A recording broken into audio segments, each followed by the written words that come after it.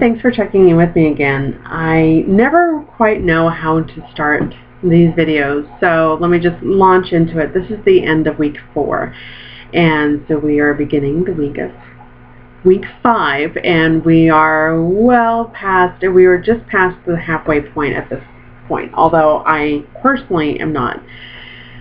So let me share with you a few of the things that have been happening this week. I am trying to figure out what is my mental block about essays.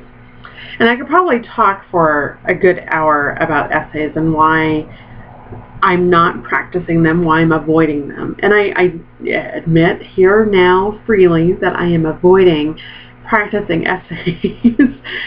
And it is in part because I have not found my comfort level with them yet. I have practiced them, and that I have to remind myself is further than I got the last time I took the bar exam. I'm actually practicing the essays. But my own sense of perfectionism is definitely getting in the way. I want to be able to write the perfect essay. So when I get to that halfway point, when I get to that 2 minutes left mark on a 30-minute essay, I start to freak out because I haven't even gone to the next interrogatory yet. So I think what I really want to do is I want to start spending some time practicing how to write a little for each interrogatory and then go back and fill in a bigger analysis or another issue or whatever else. I mean, the essays do test your ability to prioritize the issues. It also tests your ability to know when enough is enough in your analysis. And I tend to go really heavy on the analysis and a little light on the issue statements. And so I think if I can spend some time really getting my head around the fact that, okay, this is the issue statement. I'm very sorry, that is not meant to be ringing right now. You're going to hear it in the background. But if I spend some time really developing a good issue statement, then maybe I will have an easier time prioritizing how I talk about things. Also, I have a hard time finding my words when I am writing the essay. And maybe it's because, in part, I feel, even though I'm using IRAC, even though I'm doing it the way I'm supposed to, it doesn't feel like it flows. It doesn't feel like there's any part of me that's in it. And this is not, this is not an entrance exam, it is an entrance exam in some ways, but it's not like an exam I'm taking to get a job where I'm going to be judged based on my character and the content of my character necessarily. That's a separate part of the bar exam process.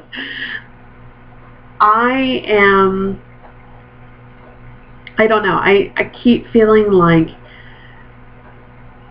it's da da da da da da da da da da. It's the same rhythm. It's the same thing over and over and over again, and that repetition makes me feel like I am missing something in there. And so then I feel the need to go in and expound on it and change the words and make it sound better and whatever else. So I know other examinees might be having the same problem. I don't know if they are or if they're not, but I'm definitely having trouble with that. And I got 2 really critical pieces of feedback this week. One was on a property essay and the other was on a wills and trust, or not wills, agency and partnership essay.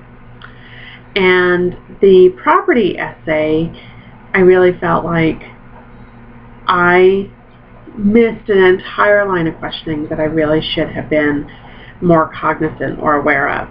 And the agency and partnership, on the other hand, I got all 13 points that were available on that essay. That is fantastic. I was so proud of myself. I took longer than 30 minutes to do that. So the other issue will be setting myself up for, I think, a 3-hour period and go through 6 essays and just do it. Just bite the bullet and do it. So I understand the value of practicing essays. I understand all of that. It doesn't necessarily mean that I am comfortable doing them, and so therefore I've been avoiding them, and that's probably what's holding me back the most with Barbary right now. And some of the advice I've been given is that you should do it open book. You know, get used to actually working with the rules, getting your hands dirty with it. And I think I mentioned that in another video, that was certainly one of the values that I saw in practicing with the essays. But when I do that, my anxiety goes through the roof. And the first thing that I start thinking about is I'm going to become so dependent on the book that I'm not going to learn these things independently and be able to recall them when I'm sitting in the merchandise mart surrounded by tons of people who are all, you know, typing and scribbling furiously, and I'm sitting there thinking, okay, so what do I say next? How do that issue statement is so wrong and that heading is so wrong, and I get so caught on the minutia and the details that I miss what is actually best about me, which is seeing the big picture. And so, but in getting lost in the minutia and the details, especially doing it open book, I then get very, very concerned and very worried that I'm not going to be able to recall the correct elements of the rule, and that I'll miss that entire point because I missed one of the 6 elements. So that's where my anxiety goes to.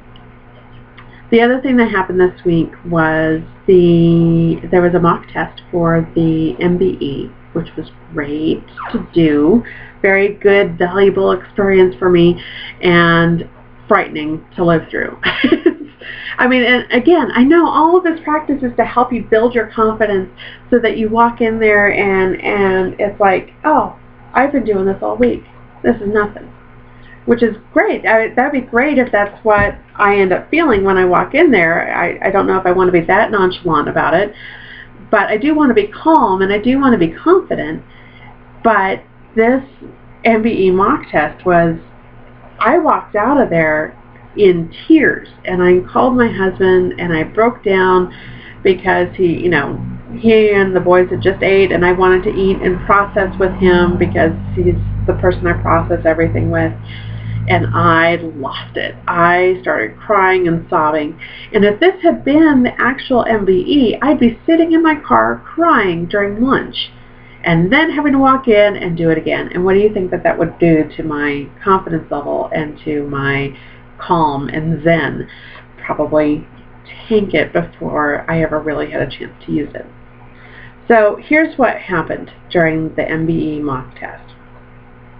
I had a hard time finding my keys, so I spent 15 minutes trying to find my keys. Then I went to go get coffee, and then I found every piece of construction in Denver between here and the law school, and I got there just literally the minute before they were starting the test.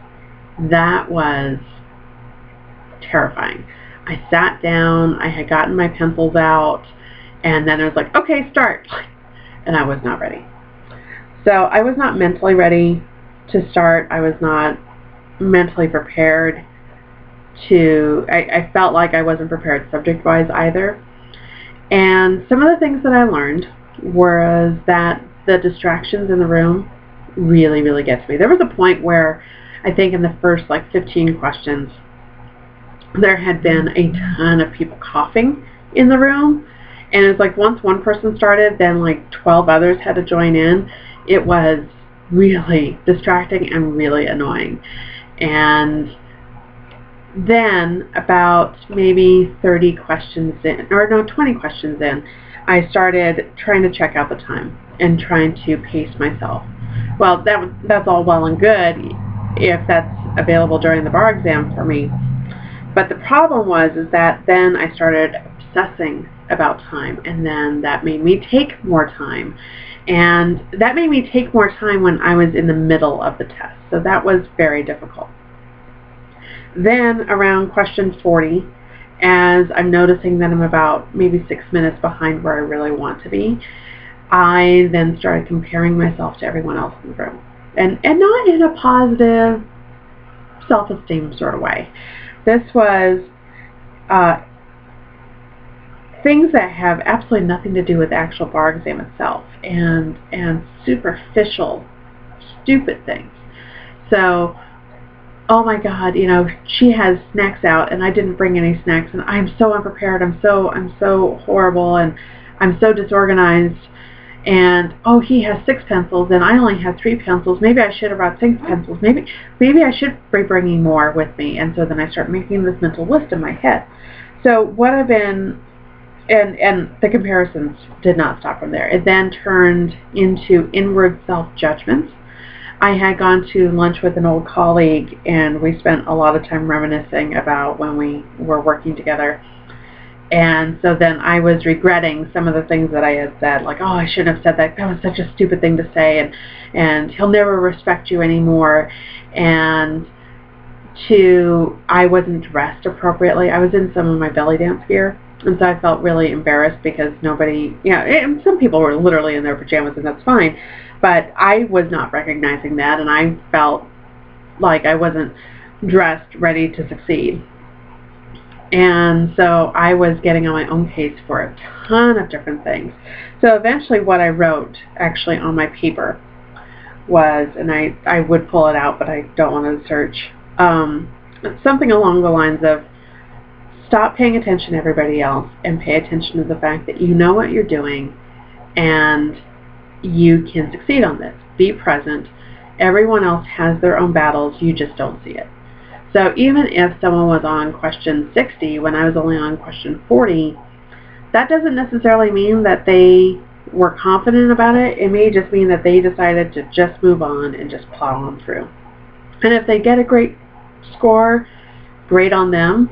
I need to stop getting into this mentality of competition and comparison, because that's just not going to help me on the bar exam, and it's not going to help me in life, and it's something I've worked very, very hard to eliminate from my life over the last several years.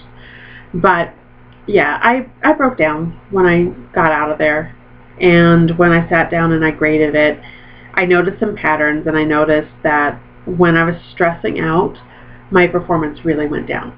I was getting probably an average of about 7 to 8 questions right, and well, 7 questions right.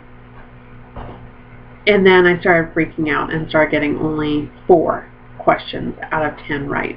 And this is all out of 10. I broke it down into every 10 questions just to kind of see if there was a pattern. And there was definitely a pattern, especially between questions 30 and 60. I was only getting 4 or 5 out of every 10 questions right. So that, if I had kept up with the 7 to 8 questions right per 10, then I would have done incredibly well on that mock test. In the end, I ended up getting 61%, which is, I'm told, is a really good thing at this point. That's not anything to be ashamed of. That's pretty expected, and you are right on track. 61% does it.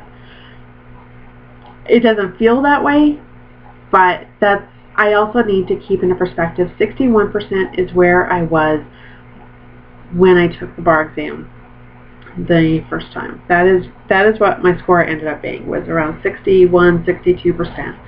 So if in week 4 I am at 62 or 61%, sorry, I keep trying to inflate it, and that's not a good thing. If I'm already at 61% and I still have more learning to go and more memorization and more practice every day, then I have a chance. This is a matter of shifting 10 percentage points. This is a matter of getting 10 or 12 more questions right. And when I looked at the breakdown, so 61% overall, 61% for contracts, obviously some room for improvement there. Constitutional law, 70%, and that is without even studying it and going based off of just my memory on suspect class, rational basis, all of that. That's incredible as far as I'm concerned, and it means that obviously I really love and care for constitutional law. That was my best subject on the bar exam the last time as well. Criminal law and procedure, 69%. That was not a strong area for me the first time I took the bar exam. So now this is good news. Evidence, 37%. So I have a lot of room for improvement in evidence, and I've been withholding and holding back on evidence all week, and it intimidates me. I never wanted to be a trial attorney. I never really wanted to walk into a courtroom ever again. So evidence is one of those things I have a mental block on, and I'll upload the video that I did earlier a couple days ago covering that substantive area and why that's a problem for me. Property, 56%. I am ecstatic about that. I never thought I would do so well in property. Property was my absolute worst subject on the bar exam the last time. I think I only got 12% of the questions right. So this is massive, substantial improvements, and I think there's only more room I could go on that. And once I get to the breakdown of what each of the underlying subsubjects were, or subtopics, then I can focus and narrow in a little bit on what are the trends. Am I getting mostly mortgage questions wrong, or is it estate questions, something like that. I have a feeling it's a mix of the two of those, because I do really well actually on easements and such. And finally, torts, 71%. I have been kicking myself over torts, and not in a hi, motivate yourself sort of way, but in a God, why don't you know this better sort of way. So I want to see what the trend is on torts and what I'm still missing on torts, which is okay, but 71% makes me incredibly happy, and it's much better than I could have expected at this point in the game. So some good news and bad news. Also on my mind, my brother's memorial is today, so I've been trying to put myself into a calm, centered place to be able to write about it, so that I know what I'm going to say at his memorial today, and what I'm going to send to my other brother who's living out on the East Coast in remembrance. So I am looking forward to that memorial happening, so I can kind of put my brother's death behind me for a little bit and focus a little bit more on this. I think it'll provide a lot of closure for my family that would not have been available otherwise until August. So I am looking forward to celebrating his life today, meeting with family and friends I haven't seen in a while, and just being present. So I guess that's the lesson here for the bar exam and for life, is to be present. So that's what I'm going to do, and that's what I'm going to try to focus on. Thanks so much for listening and sticking by me.